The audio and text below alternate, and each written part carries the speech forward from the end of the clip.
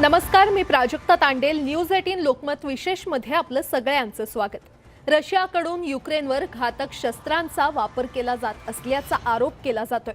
रशियाकडून युक्रेनच्या काही शहरांवर क्लस्टर बॉम्बचा वापर करण्यात आल्याचा दावा युक्रेननं केलाय. आज जगाचा विचार केल्यास अमेरिकेकडे मदर ऑफ ऑल बॉम्ब आहे, तर रशियानं फादर ऑफ ऑल बॉम्ब तयार केलाय. रशियाचा हा फादर ऑफ ऑल बॉम्ब किती घातक आहे, मदर ऑफ ऑल बॉम्ब अमेरिकेनं नेमका कुठे वापरला होता आणि क्लस्टर बॉम्बवर बंदी का आहे, या सगळ्या प्रश्नांचा वेध घेणार आहोत संहार या खास कार्यक्रमात.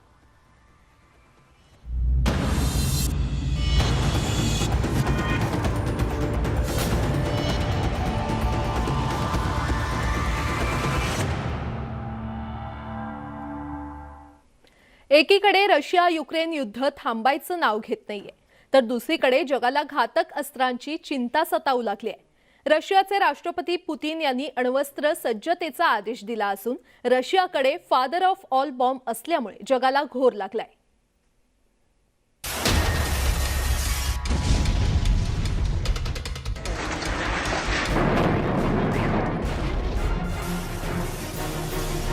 रशिया युक्रेन युद्धामुळे जगावर तिसऱ्या महायुद्धाचं सावट अधिक गडद झालंय.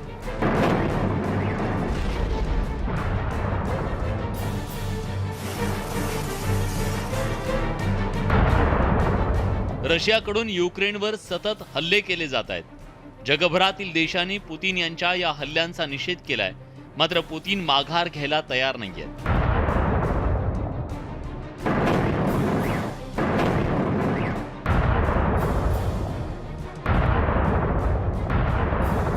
रशियानं युक्रेनची राजधानी कीव शहरासह अनेक प्रमुख शहरांना लक्ष्य केलंय. युक्रेन युद्धात होरपळत असताना अमेरिका आणि नाटो देशांनी बघ्याची भूमिका घेतली आहे. कारण रशियाचे राष्ट्रपती व्लादिमीर पुतीन यांनी या युद्धात हस्तक्षेप करणाऱ्यांना कायमचा धडा शिकवण्याची यापूर्वीच धमकी दिली आहे. तसंच आपल्या सैन्याला अण्वस्त्र सज्जतेचा आदेश दिलाय. त्यामुळे अमेरिकेसह नाटो देशांना इकडे आड आणि तिकडे विहीर अशी परिस्थिती झाली आहे. Высшие должностные лица ведущих стран НАТО допускают и агрессивные высказывания в адрес нашей страны. Поэтому приказываю министру обороны и начальнику генерального штаба перевести силы сдерживания российской армии. पुतीन यांच्या या भूमिकेमुळे जगभरातील देशांची चिंता वाढली आहे. कारण अणुयुद्ध झाल्यास पृथ्वीवरील अवघ्या मानवजातीला त्याची झळ सोसावी लागणार आहे. आज जगात रशिया, अमेरिका, ब्रिटन, फ्रान्स, चीन, भारत, पाकिस्तान, इस्रायल आणि उत्तर कोरिया या देशांकडे मोठ्या प्रमाणात अण्वस्त्रांचा साठा आहे. अणुयुद्धाचा भडका उडाल्यास त्याचे दूरगामी परिणाम भोगावे लागण्याची शक्यता वर्तवली जाते. युक्रेन रशिया युद्धाची धग दिवसेंदिवस वाढत असली तरी युक्रेनच्या सैन्यानं हार मानली नाहीये. प्रत्येक शहरात युक्रेनचे सैनिक आपल्या मातृभूमीसाठी लढा देत आहेत. रशियाच्या हवाई हल्ल्यात युक्रेनची राजधानी कीवसह अनेक शहरं उद्ध्वस्त झाली आहेत.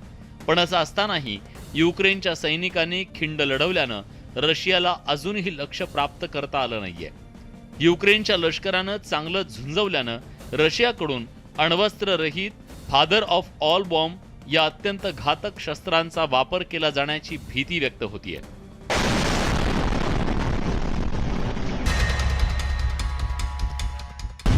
काय आहे father of all bomb? Father of all bomb हे रशियाकडील सर्वात घातक अस्त्र मानलं जात आहे. ते थर्मोबेरिक अस्त्र म्हणून ओळखलं जातं. विज्ञानाच्या भाषेत त्याला aviation thermobaric bomb of increase power म्हटलं जातं. रशियानं 2007 मध्ये हा बॉम्ब विकसित केला असून जगातील सर्वाधिक घातक अण्वस्त्ररहित शस्त्र म्हणून त्याची ओळख आहे. फादर ऑफ ऑल बॉम्बचं वजन 7100 किलोग्रॅम असून एकाच वेळी जवळपास 44 टन TNT क्षमतेचा स्फोट घडवून आणण्याची क्षमता या बॉम्बमध्ये आहे. स्फोटाच्या ठिकाणापासून जवळपास 300 मीटरचं क्षेत्र हे पूर्णपणे बेचिराग करण्याची त्याची क्षमता आहे. एक धक्का भरवण्यासाठी किंवा घाबरवण्यासाठी न्यूक्लिअर वेपन वापरीन असं म्हणून त्यांनी ती एक सज्जता केलेली आहे. त्याला काही फारसं महत्त्व नाही आहे, कारण पुतिनलाही माहिती आहे की जर अण्वस्त्र युक्रेनवर टाकली तर त्याचा फॉलोआउट रशियावर पण होईल आणि क्रिमियावर पण होईल. त्यामुळे अण्वस्त्रांचा उपयोग होणार नाही. फादर ऑफ ऑल बॉम्ब कसं काम करतं हे पाहणं महत्त्वाचं आहे. फादर ऑफ ऑल बॉम्ब हे एक थर्मोबेरिक शस्त्र म्हणून, व्हॅक्यूम बॉम्ब म्हणूनही ओळखलं जातं. या बॉम्बस्फोटानंतर वातावरणातला ऑक्सिजन शोषून घेतला जातो आणि त्यानंतर जमिनीवर प्रचंड शक्तीनं स्फोट घडवून आणतो. या स्फोटानंतर एखाद्या अणुबॉम्बप्रमाणे वातावरणात उष्णता निर्माण होते, तसंच एक अल्ट्रासोनिक शॉक व्हेव तयार होते. त्यामुळे मोठ्या प्रमाणात हानी होते. प्रचंड संहारक क्षमता असल्यामुळे पारंपरिक शस्त्राच्या तुलनेत फादर ऑफ ऑल बॉम्ब अधिक घातक आणि शक्तिशाली मानला जातो. अमेरिकेच्या मदर ऑफ ऑल बॉम्बच्या तुलनेत रशियाचा हा बॉम्ब जवळपास 4 पट अधिक शक्तिशाली आहे. त्याचा अर्थ असा आहे की हा एक फ्युएल बॉम्ब आहे. जुन्या काळात व्हिएतनाममध्ये अमेरिकेने नापाम बॉम्ब वापरला होता.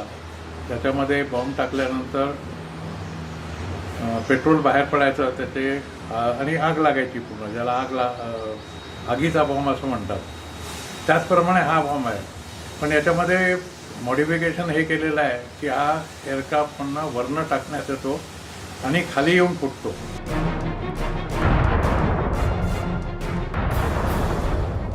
हा घातक बॉम्ब लढाऊ विमानातून सहज टाकता येतो. जमिनीपासून काही फूट अंतरावर असतानाच त्याचा स्फोट होतो.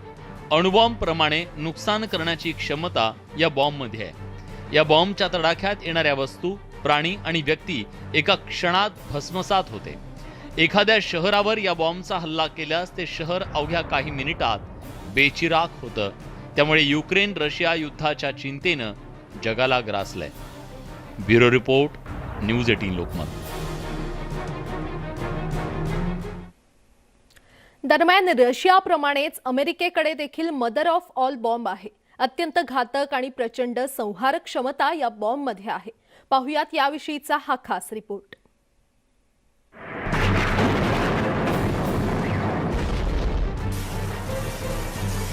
रशियाकडून युक्रेनवरचे हल्ले थांबण्याचे नाव घेत नाहीयेत.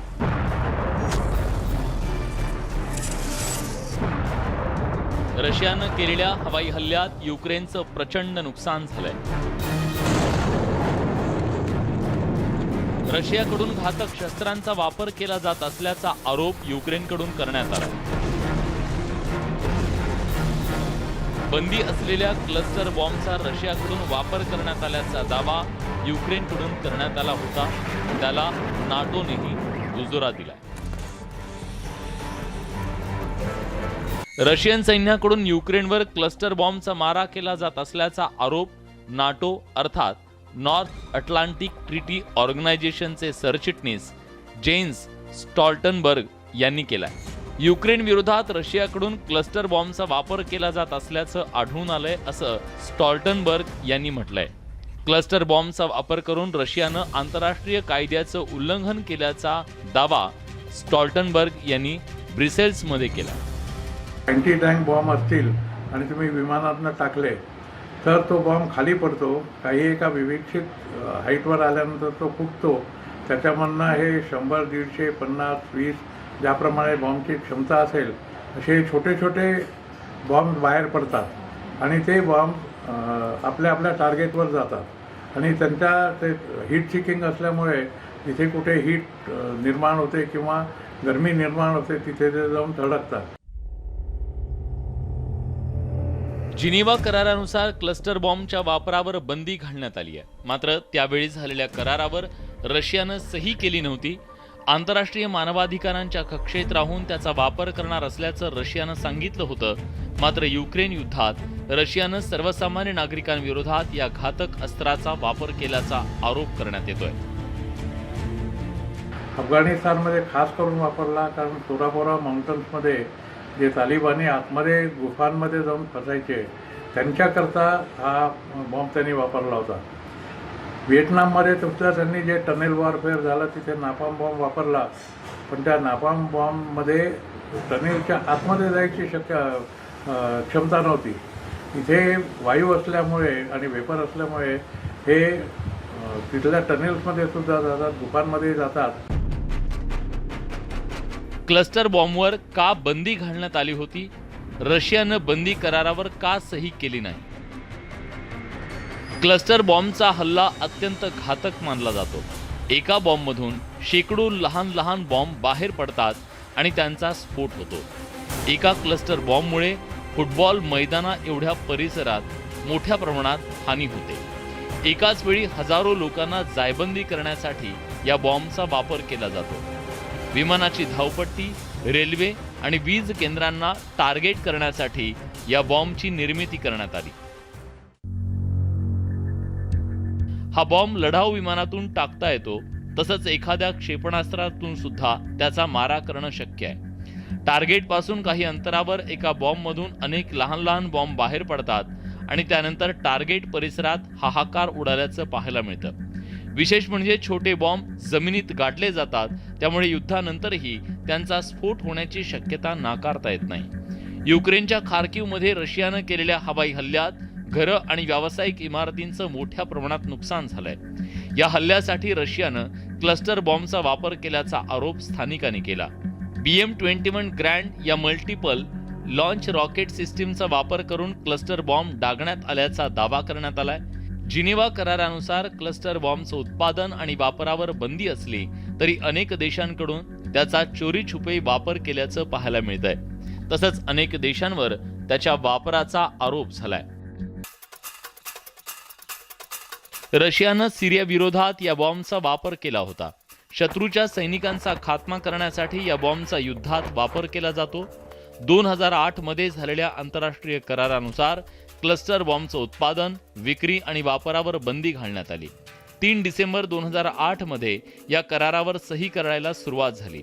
डिसेंबर 2018 मध्ये 108 देशांनी त्यावर सही केली, तर 106 देशांनी तत्वतः मान्यता दिली. मात्र काही देशांनी या कराराचा विरोध केलाय. त्यात भारत, पाकिस्तानसह अमेरिका, चीन, रशिया आणि इस्रायलचा समावेश आहे. Bureau report, news 18 Lokmat. यासोबतच संहार या खास कार्यक्रमामध्ये एक छोटासा ब्रेक. लगेचच परततोय. पाहत रहा न्यूज 18 लोकमत.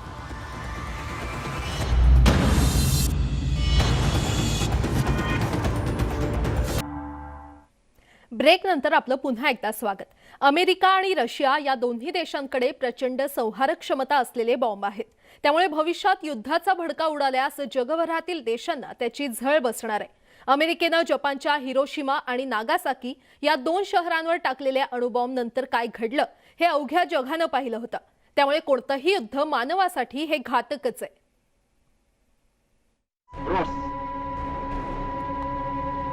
Экипаж надевает защитные очки. Приближается к точке взрыва. 2, 1, 0.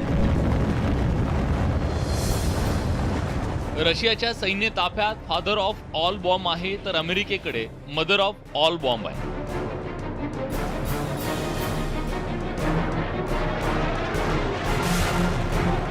खरं तर अमेरिकेच्या मदर ऑफ ऑल बॉम्बला प्रत्युत्तर म्हणून रशियानं फादर ऑफ ऑल बॉम्बची निर्मिती केली.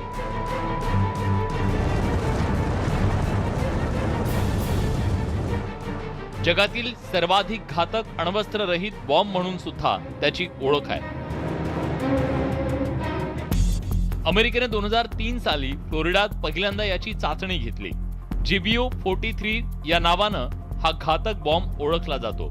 अमेरिकेच्या मदर ऑफ ऑल बॉम्बचं वजन जवळपास 10,000 किलोग्रॅम इतकं आहे. या बॉम्बमध्ये 11 टन TNT क्षमतेचा स्फोट घडून आणण्याची ताकद आहे. तसंच या स्फोटात टार्गेट पासून 150 ते 300 मीटर परिघातील प्रत्येक वस्तू नष्ट होते. या एका बॉम्बची किंमत $1.6 कोटी अर्थात 120 कोटींच्या घरात आहे. अमेरिकेने 2017 मध्ये अफगाणिस्तानच्या नंगरहार परिसरातल्या ISIS या दहशतवादी संघटनेचं तळ नष्ट करण्यासाठी मदर ऑफ ऑल बॉम्बचा वापर केला होता. तसंच 2002 मध्ये ओसामा बिन लादेनचा खात्मा करण्यासाठी अमेरिकेनं अफगाणिस्तानच्या तोरा बोरातील डोंगरावर याच बॉम्बचा हल्ला केला होता.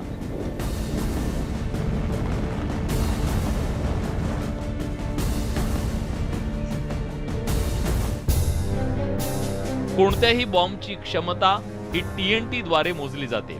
TNT अर्थात ट्राय नायट्रो टॉल्युइन हे रसायन असून स्फोट घडवून आणण्यासाठी त्याचा वापर केला जातो.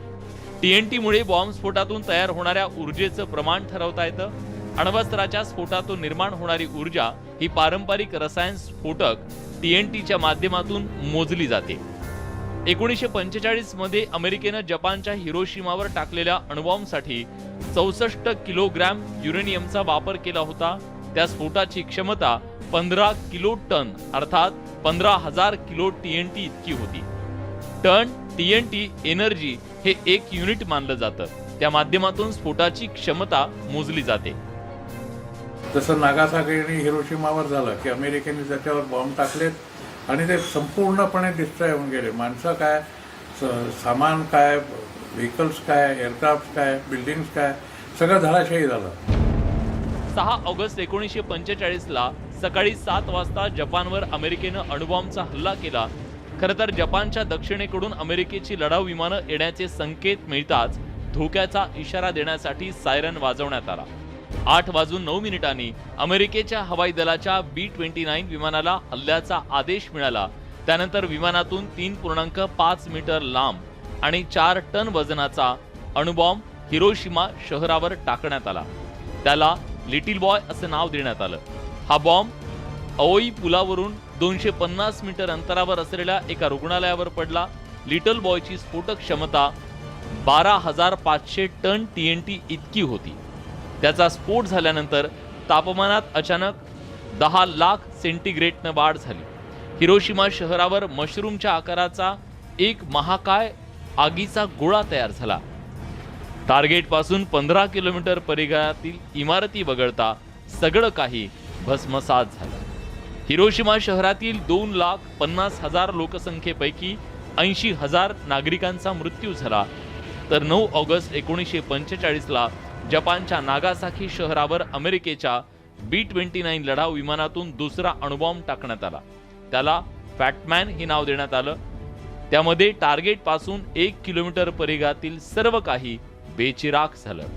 हिरोशिमा आणि नागासाकी या 2 शहरांमध्ये नरसंहार झाला. मानवाच्या इतिहासातला तो काळा दिवस मानला जातो. मात्र आज पुन्हा एकदा अणुयुद्धाचा धोका निर्माण झालाय आणि म्हणूनच जगाच्या जीवाला घोर लागलाय. Bureau report, news 18 Lokmat. यासोबतच संहार या खास कार्यक्रमामध्ये वेळ झाली. इथेच थांबण्याची. पाहत रहा न्यूज 18 लोकमत.